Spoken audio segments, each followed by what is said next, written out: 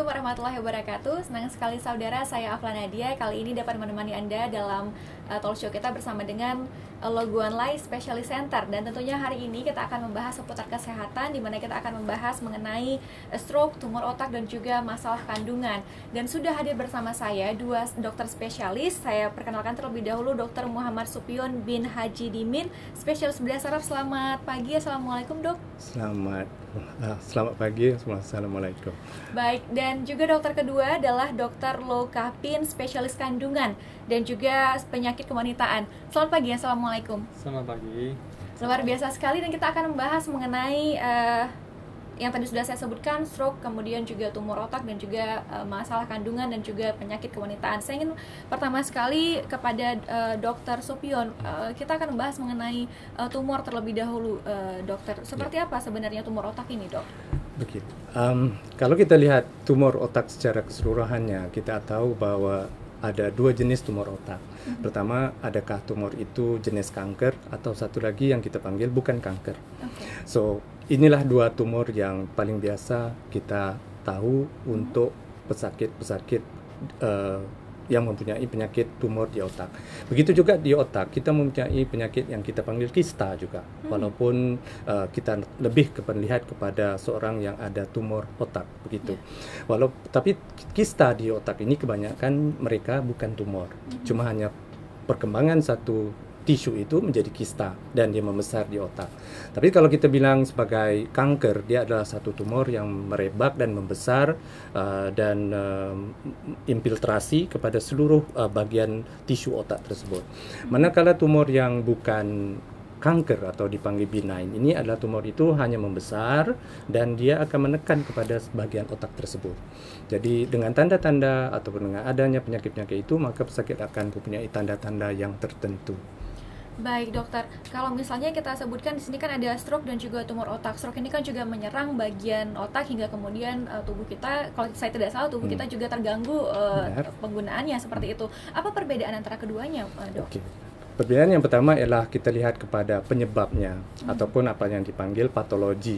Sebabnya ialah apa tumor dan apa stroke. Jadi bezanya adalah tumor adalah sesuatu sel ataupun bagian otak itu yang membesar atau di luar kawalan untuk sel tersebut. Yang itulah yang kita panggil kanker atau tumor. Maknanya satu sel yang di otak itu dan dia akan proliferasi atau menjadi banyak selnya tetapi menjadi kanker. Tapi bila kita panggil stroke, dia adalah lebih kepada penyakit disebabkan salur darah di kepalanya. Jadi salur darah yang menyuplai ataupun yang memberi bekalan darah ke otak. Contohnya ada dua penyakit stroke yang kita tahu kategorinya, yaitu pertama kalau berlakunya penyumbatan di otak. Jadi bagian otak tersebut tidak mendapat bekalan darah dan menjadi stroke. Stroke cara yang kedua adalah bila salur darah itu pecah dan menjadi perdarahan di otak. Jadi bezanya dua ini adalah pertamanya dari segi terminologi akan apa itu stroke dan apa itu tumor. Sebab penyebabnya adalah tidak sama. Oke, berbeda karena stroke tadi adalah penyumbatan aliran darah ke otak, sementara kalau tumor otak terjadi benjolan seperti itu di otak sendiri seperti itu. Baik, saya ingin beralih ke dokter Lo. Kalau misalnya kita berbicara tentang kandungan, itu pasti banyak sekali mungkin masalah yang ada di sana. Seperti apa gejala umum untuk penyakit mungkin yang ada di kandungan, dok? Ini bukan kandungan, tapi untuk wanita memang yang banyak yang ada kista. Tapi kista ini benda yang normal sebab satu wanita dari mens pertama sampai menopause itu telur dari indung telur dia akan membesar dari kecil menjadi besar. Sebelum ovulasi dia akan membentuk kantung. Bila kantung ini menjadi terlalu besar, ini yang menjadi kista. Kista ini macam apa yang Dr. Supion berkata, memang kista ini dia benda yang tak berbahaya. Tetapi bila dia terputah, dia berdarah ataupun pecah, itu yang menyebabkan sakit perut. Itu yang menyebabkan wanita itu akan sakit dan memerlukan perawatan. Tapi ada juga kista yang dia luar biasa. Dia bukan kista yang tiap-tiap wanita ada. Macam kista coklat. Kista coklat ini ialah bila mens itu biasanya keluar. Tapi ada segelintir wanita yang mens ini dia masuk balik dalam perut. So bila dia masuk balik dalam perut, dia membentuk kista coklat. Kista itu dalam semua darah. Dalam wanita begini, dia akan rasa sakit masa mens, sakit bila bersama, susah untuk mengandung. Yang kista yang ketiga ialah kista yang berbentuk tumor. Tumor ini dia boleh menjadi kanker ataupun tumor jinak. Jadi ini yang kita selalu tengok dalam pesakit pasien-pasien saya. Baik, berarti ada 3 jenis kista, Dok, seperti itu yang biasanya sebenarnya ada 1000 lebih kista.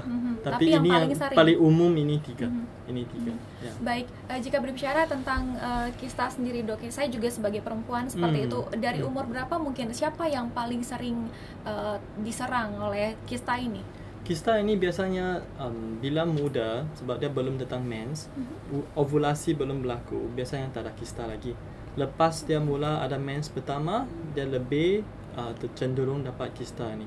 Biasanya dalam umur yang lebih 20, 30. Tetapi jika umur sudah 40 ke atas, risiko kista ini menjadi tumor yang kanker lebih tinggi. Jadi kena buat ujian yang lebih. Baik.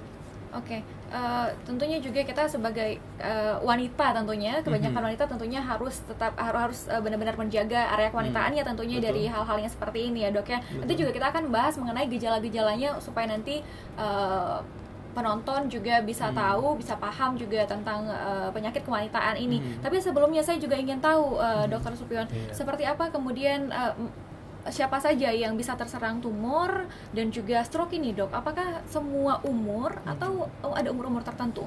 Ya, pengalaman saya hampir 19 tahun di bagian bedah otak dan saraf ini, saya dapati untuk tumor ini dia bisa berlaku dari seorang anak kecil hinggalah sampai umur 80 tahun. Maknanya tidak ada satu masa di mana seorang itu paling peak, maksudnya paling kerap dia mendapat tumor itu. Sebab ada anak yang mendapat tumor dan ada juga dewasa, ada juga orang tua. Cuma bezanya ialah jenis-jenis tumor tersebut. Okey. Begitu juga orang yang stroke ini biasanya pernah juga berlaku, dia bisa juga berlaku kepada orang-orang muda. Walaupun secara generalnya kita tahu stroke ini lebih kepada orang-orang tua. Tetapi kasusnya ialah stroke ini lebih mudah berlaku sebab dia ada faktor-faktor risikonya. Dia tidak seperti tumor otak yang kita tidak ada satu link ataupun satu kaitan yang betul-betul jitu, ya, betul-betul benar untuk kita katakan apakah faktor risiko seorang itu mendapat kanker otak.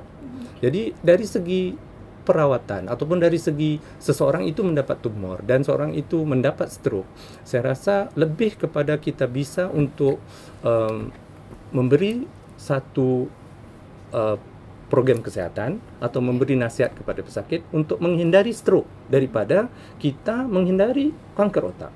Sebab kanker otak ini tidak ada satu faktor yang tidak akan menyebabkan kita mendapatnya. Sebab dia tidak ada penyebab-penyebab tertentu. Tetapi stroke ini ada penyebab tertentu. Dengan atas nama lain, kalau kita melakukan satu intervensi untuk kita jaga tahap-tahap risk factor itu, maka kebolehan untuk mendapat stroke itu akan lebih rendah. Baik, luar biasa sekali. Ini artinya juga tadi sudah disebutkan oleh Dr. Supion bahwa untuk stroke siapa saja dari umur bahkan masih kecil. Orang stroke juga bisa dari kecil hingga dewasa, tumor juga begitu dari kecil hingga dewasa. Cuma bezanya adalah penyebab-penyebabnya. Baik. Tentunya juga kita akan membahas seperti apa penyebabnya, kemudian juga gejalanya seperti apa supaya kita semua juga bisa tahu, juga bisa menghindari dari ketiga penyakit yang sangat berbahaya ini. Tentunya tetap dalam talk show bersama dengan Lee Lo Guang Lai, Specialist Center.